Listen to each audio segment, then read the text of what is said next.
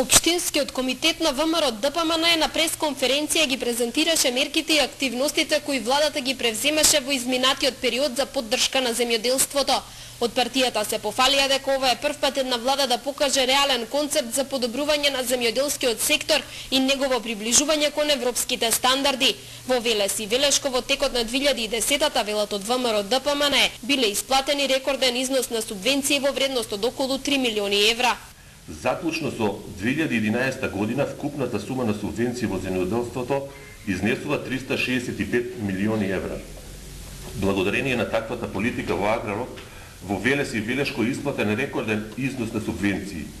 За 2010 година владата предводена од ВМРО ДПМН исплати 3 милиони евра поддршка за велешките земјоделци.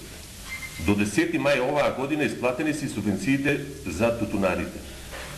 Вкупната површина на државното земјоделско земјиште, доделено под концесија на велешките земјоделци, изнесува околу 7000 хектари обработливи површини.